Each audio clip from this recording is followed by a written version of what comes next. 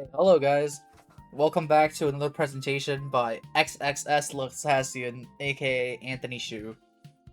Since the last one was so positively received, I decided to give this another go, mainly because today I wasted an hour of my life arguing with somebody on Twitter and I felt like I needed to get some content out of this. So, let me give you some context before everything begins. So, I was browsing Twitter today on my way to locals, and I saw that April had made a tweet saying that uh, the concept was just another truth nuke. Board breakers are more toxic than hand traps. It's probably like complaining that like board breakers are uninteractable, and then like a lot of the times when you play board breakers, you don't play hand traps, so your opponent like jerks off for 10 minutes, makes their board, you play an unnegatable card, completely destroys their board, and then now you jerk off for 10 minutes and you win. That's basically like the gist of the tweet. And then Nerd Factor followed up on it saying that, like, doubled down on it, saying that like that's uninteractive, and how hand traps are like way more interactive. It allows for two players to interact, and how they have lost an entire board of 6 interruptions to Super Poly before. And they're saying how that's just not fun. And then Gabe retweeted that and said, "You're supposed to put some thought into deck choices and deck building to prevent this, and that's the fun part of it. Not learning one card combos and getting punished because you're incompetent." So what Gabe is saying is that there are lines that you can do and choose to do in even before like playing the game. You can like choose to build your deck in a way where your end board isn't hit by the Super Poly, or you can choose to play around the Super Poly when you know your opponent is a deck with Super Poly, instead of just blindly following some one card combo on Twitter and then like just walking straight into the Super Poly, right? And then lo and behold, we have the main character today, and they said in all caps, the entire fucking problem with Super Poly is that there's no way to prevent this shit on 95% of the decks. And they all then followed up later on, and they said that how Super Poly and Fallen of Albaz is a 2-card auto win button versus every deck with lights and darks on the end board, which means like obviously because Dogma, right? If they just like, for example, activate Fall on the White Dragon, and I don't have a card that negates Fall on the White Dragon in the hand, or if I do, they just set the Fall on the White Dragon, and then they just maintain quick play priority, activate Super Poly, and they get rid of 2 monsters on my board, right? We trade 2 for 2, except they have a Dogma, and most of the time, if I can't negate the Albaz in the hand, the Dogma comes to the Ecclesia, which then makes the Dogma unaffected, and that usually just like completely ruins the board of the guy that goes first, right? Which is fair, but I felt like there were some counterpoints to that, so I decided to go ahead and argue my points. So the points I made was that, number one, they recently released a card called Charmers, and Charmers is a card that directly counters Super Poly. I think it was like by accident, but so what Charmers does is it's a Link 4 that's generic, that only takes 2+ monsters, and it can reborn 2 monsters of the same attribute or same type, and the monsters reborn by it cannot be used as materials for anything. And it turns out, cannot be used materials for anything also means that they can't be used as fusion materials for Super Poly. And quite a few decks in the format have picked up this card in their end board, and you can actually do a very cool play, which is the end board pieces that you summon, you just link them off for a Charmers, and then Charmers them right back, and suddenly your opponent's Super Poly literally does not work on all of your monsters. And this is actually quite a few decks in the format do this. For example, I know on top of my head, Roll Out Azamina does this, Archmage does this, Pure Power Vision does this, and then the Spellcaster pile does this. This exact interaction actually directly contributed to the massive drop in usage of Super Poly in the format. Before the Charmer Link decks became popular, Super Poly was in basically every single deck, because obviously it's pretty good into Cool Tune. But the more decks in the format that play Charmers, the less good Super Poly is, because the card literally just does not work against that card. So, and that is a very, very good form of counterplay. For example, if my deck doesn't have a lock out of Link monsters, I can realistically just stick a Charmers in my extra deck, and then on my end board, just link 2 of the cards on my end board, plus like a random link 2, and make a Charmers, bring them back, and suddenly I'm protected against Super Poly. And then the second way that you can play around Super Poly is you can deck build in a way where your most common end board pieces don't get fused by the most common Super Poly targets. Because most Super Poly decks that run Super Poly, they can't afford that many generic Super Poly targets. Like, with the exception of, obviously, Albaz.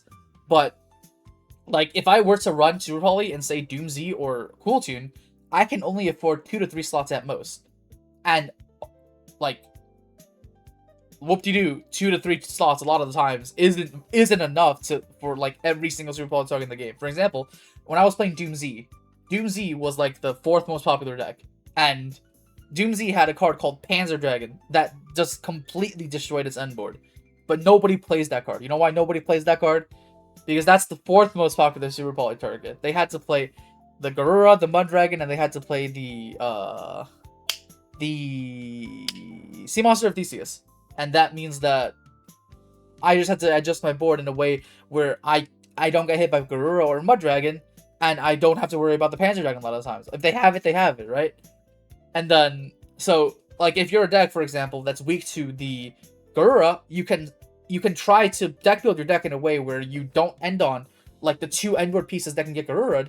Instead, you can choose to end on a less popular or a less disruptive endboard piece, but it doesn't get Super Poly, you know? That's a deck building choice you can make before you even sit down against the person with Super Poly that plays around that card.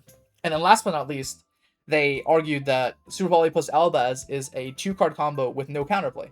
Which, in this case, if they hard drop both parts of it, it is true. But the thing is, you don't always have Super Poly plus Albaz. A lot of the time when you get hit by Super Poly plus Albaz, you let that happen. For example, your opponent's draw phase hits you with a Brandon and High Spirits. You let that go through. They search Fallen of White, and now guess what? They Super Poly you. Or they start their turn with a Sparrow Summon Ecclesia. They tribute it for cost. You let it through, thinking that you're gonna negate the Albaz, and then they just slam a Super Poly down on you. That's counterplay. Don't let Ecclesia go through. If you know for a fact that if your opponent opens exactly Super Poly and Albaz, you lose the fucking game, and you let them get to an Albaz, it is your fault you lost that game. It is not the fault of the Super Poly. And then, very funny, they ended up saying that literally instantly winning the game from a 2-card combo when one card is at 3 and the other is at 6 is a problem. And obviously, I'm confused, because I'm like, how did you get to the number 6? Because obviously, we all know that you can only run 3 copies of Fallen of Albaz in your deck, in between, like, all the different copies of Albaz. And then there's not 6 cards that search it. There's up to 3 Ecclesia. Most people don't even run 3. And then 3 High Spirits. So I was like, there's either 8 Albaz or there's only 3. How did you ever get to the number 6? And lo and behold, they outed themselves. Fall on the White Dragon and regular Albaz. You don't play 6, but I'm pretty sure there's no counterplay if they just open their 6 of Fallen of Albaz. So, apparently, I didn't know that Konami made a new update where Fallen of Albaz is actually limited to 6. That's actually very, very new. I didn't know that. So, whoop-de-doo. I'm a fucking clown because I just spent my time arguing with somebody that did not play a single fucking game of Yu-Gi-Oh! In the past 7 months that Fallen of Albaz was a card. That's fucking crazy, by the way. And I'm like, how can you possibly rant about a 2-card combo on Twitter when you yourself have not even once thought about reading the card you're talking about? It's fucking crazy. It's actually so crazy. And then, in conclusion, like, I'm actually laughing because, like, I don't know, man. This shit's just funny to me. If you haven't even played enough of a format in Yu-Gi-Oh! To know the most common ruling of one of the most common decks in the format, please shut the fuck up. Please. Don't talk about the state of the format, or how you can fix the format, or if something is unbalanced or not, or if Super Poly is, like, uninteractable, or Fallen of Albaz is too OP, until you, like, at least have a basic understanding of the cards in the format. Come on. Like, it's like, if I go to a Ripbound, like, Twitter discussion thread, and I'm like, oh, Garen is the most broken thing in the game. Obviously it's not, right? Nobody fucking plays Garen, but, like, it's really easy to understand why, because, like, if you played even a single game against Garen, you would know that that fucking champion sucks. Also buff Garen. But, yeah. Also, April, Susie, and Nerd Factor are cool people. Follow them on Twitter or whatever. That has nothing to do with them. I'm just trying to get some content out of the guy that wasted an hour of my life. But yeah, thank you very much. Let me know if you want more of this. This is XXX Tentacion signing out. See you guys.